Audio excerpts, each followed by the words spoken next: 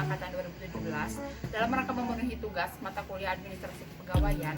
Di sini saya akan memaparkan materi tentang dampak PSBB terhadap produktivitas kerja pegawai swasta. Dalam materi ini ada 3 poin penting, yaitu indikasi masalah, analisis kajian, serta rekomendasi. Pertama, untuk indikasi masalah, pada saat ini dampak dari wabah virus corona atau bisa juga disebut dengan COVID-19 tidak hanya merugikan sisi kesehatan.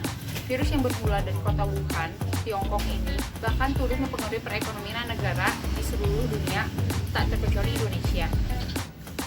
Beberapa stimulus ekonomi diluncurkan, bahkan Presiden Joko Widodo meminta seluruh pihak untuk melakukan social distancing, dan beberapa kepala daerah memutuskan untuk meliburkan kegiatan belajar mengajar, serta melakukan kebijakan PSBB, yaitu pembatasan sosial skala besar. Arti PSBB atau pembatasan sosial berskala besar yang dibuat untuk mencegah penyebaran virus corona di Indonesia. PSBB adalah singkatan dari Pembatasan Sosial Berskala Besar, peraturan yang diterbitkan Kementerian Kesehatan Kemenkas dalam rangka percepatan penanganan COVID-19 agar bisa segera dilaksanakan di berbagai daerah. Aturan PSBB tercatat dalam Peraturan Menteri Kesehatan Nomor 9 Tahun 2020. Dampak PSBB sangat terasa terhadap masyarakat, pemerintah maupun pihak swasta, terutama terhadap para pegawai, baik para pegawai negeri sipil ataupun pegawai negeri swasta. Tetapi dampak dari PSBB ini yang dikeluarkan oleh pemerintah sangat berasa sekali kepada pegawai swasta karena sistem kerja yang berbeda dengan pegawai negeri sipil.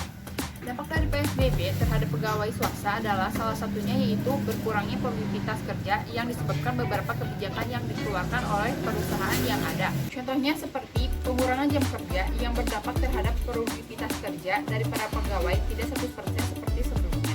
Poin kedua yaitu pemotongan gaji. Perusahaan secara bertahap melakukan penyesuaian atas berkembangnya virus COVID-19 ini.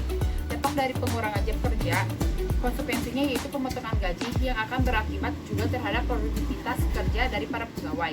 Dan poin yang ketiga yaitu pemutusan hubungan kerja. Selain kedua poin yang di atas telah saya sebutkan itu, momok melakukan dari para pegawai di bidang swasta yaitu PHK dari perusahaan secara sepihak. Untuk poin kedua tentang analisis kajian, di sini saya akan memaparkan penjelasan tentang produktivitas kerja.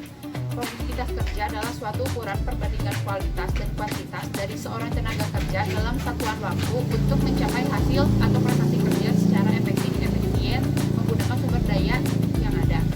Kebijakan PSBB yang dikeluarkan pemerintah berdampak terhadap produktivitas suatu perusahaan tak terkecuali yaitu para pegawainya. Banyak para pegawai yang dipotong jam kerjanya, pemotongan gaji, dan ada juga yang di PHK dikarenakan sistem kebijakan perusahaan yang ada. Para pegawai akan beranggapan bahwa WFH ini sebagai libur, padahal meskipun perusahaan menetapkan WFH sekalipun, para pegawai harus tetap bisa produktif di bidangnya masing-masing serta menepati sistem jam kerja saat WFH berlangsung.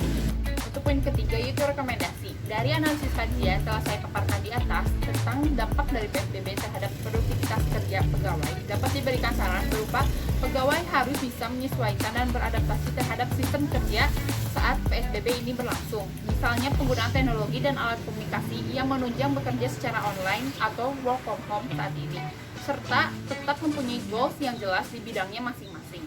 Selain itu, dari perusahaan seharusnya tetap memfasilitasi para pekerja, baik fasilitas kerja maupun pemberian gaji yang harus sesuai dengan jam kerja yang telah diberikan, serta memberikan motivasi kerja agar para pegawai tetap loyal dan produktif meski misalnya adanya pengurangan gaji.